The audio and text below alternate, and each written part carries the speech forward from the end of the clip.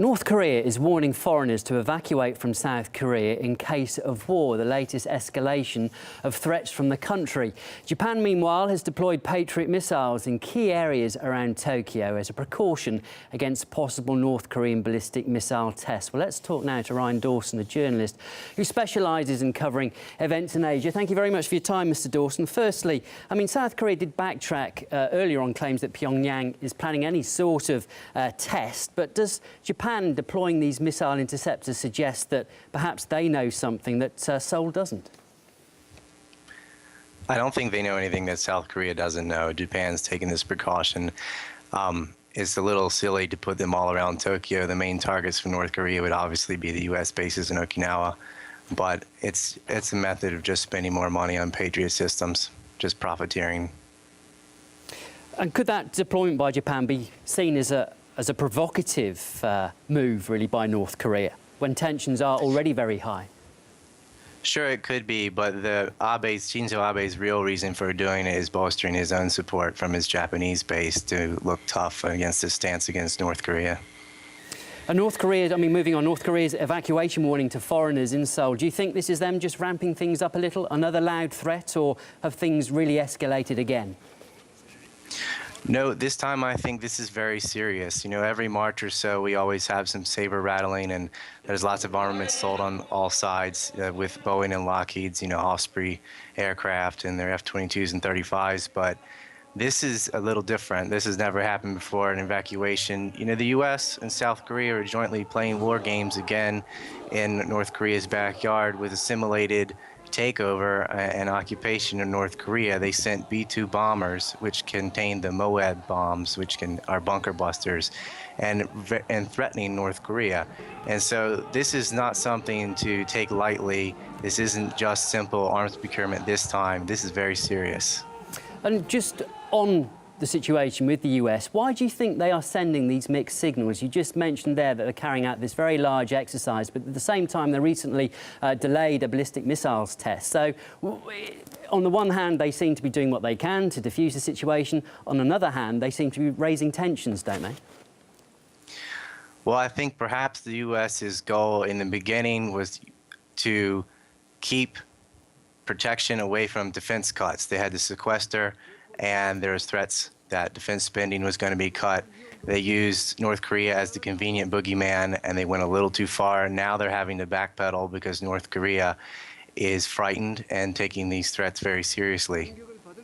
So what does everybody have to do? What do the sides have to do to defuse the situation? They're probably not going to do it, but they need to speak to each other. There needs to be dialogue. They cannot just simply reject North Korea and be dismissive and say they're crazy.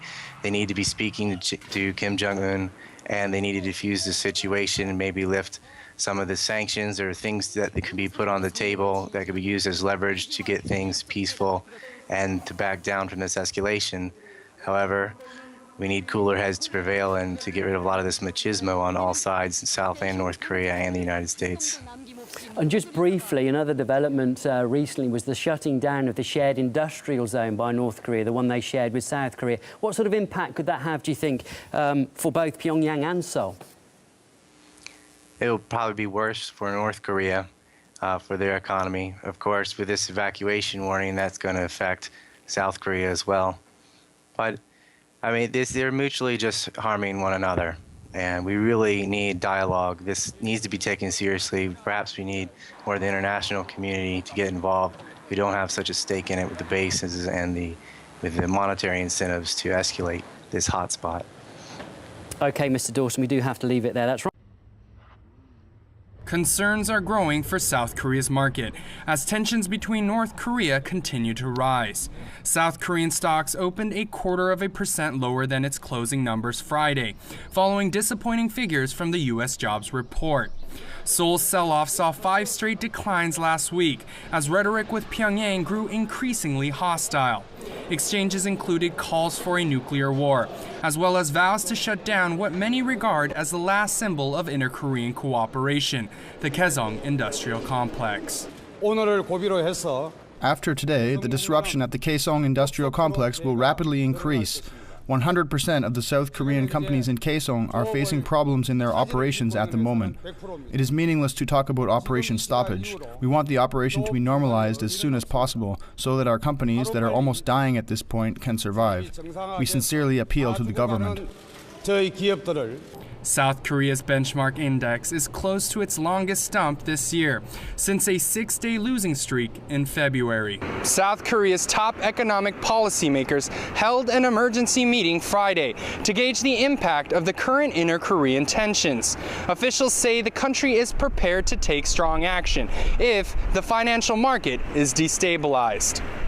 Still, financial firms in Seoul argue that South Korea's stock market has become immune to North Korean tensions. Morgan Stanley published a paper last week for its clients, outlining how on average events related to Pyongyang had no short-term response, assuring investors that harsh rhetoric will be as far as the conflict goes. Provocations could continue to escalate throughout this month, given upcoming major celebrations in North Korea, such as the birthday of the founding leader Kim Il-sung and Military Foundation Day. But full-scale military conflict is unlikely in our view.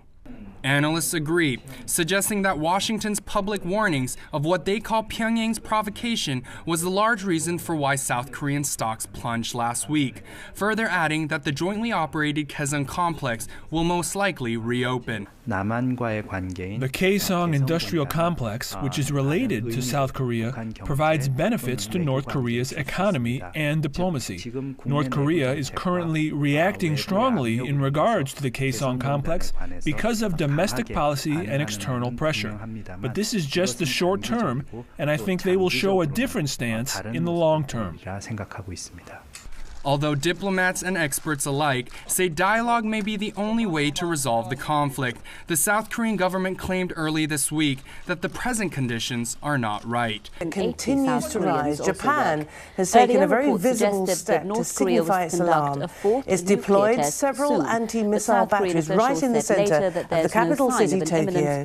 2 of the distinctive Patriot anti-missile batteries have been installed outside the Ministry of Defense.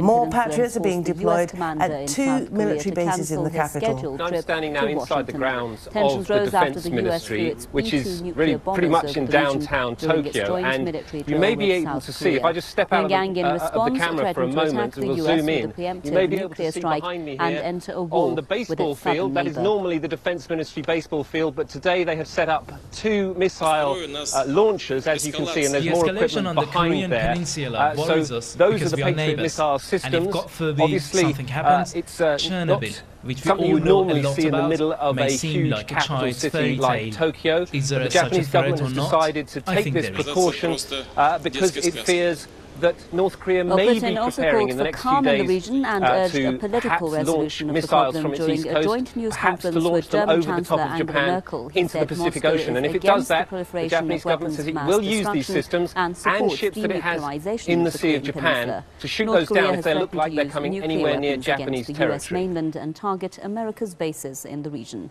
Pyongyang's angry about the ongoing military exercises between the US and South Korea. Serious, basically, that threat of a nuclear war or even of a military attack launched on South Korea has actually become. I don't think there's any danger of a nuclear war sparked by North Korea's nuclear attack. I think there's a great danger of a nuclear war sparked between the United States and China and the United States and Russia over either the Syrian and Iranian situation in the Middle East or over Korea in Asia. What I would like to point out, actually, is that there's been a concerted effort in the Western press, including the New York Times today, to falsify the warning coming from China about the danger of war in Asia. Xi Jinping, the new head of China at the Boao Forum yesterday, said no country should have the right to create a regional or even global crisis for their own self-interest, their own selfish interest. That was reported in the New York Times this morning, adding falsely the words in front of that speech that no Asian country should have the right to do this. And of course, the Chinese have repeatedly said that while North Korea is, in fact, taking provocative measures that should be stopped, that the U.S. provocations are even more severe in the sense that they're sending nuclear bombers over Korea, nuclear-armed submarine and ABM systems, all of which are seen correctly as a surrounding of China, not just the surrounding of North Korea, who is potentially going to do a provocation, but if it is, it's going to be of the sort they've done in the past. General Dempsey, the head of our Joint Chiefs of Staff here, and who is a sane mind in the U.S., countering the Obama and British buildup for war, was asked if he thought there would be a provocation from North Korea, and he said, I don't believe so, but we would be foolish not to prepare for it. So we are taking certain measures. But he himself is going to China and going to Russia in an effort to counter the buildup coming from the United States, which is indeed bringing the threat of nuclear war worldwide very, very close, and it's extremely dangerous. Thank you very much, Mike Billington.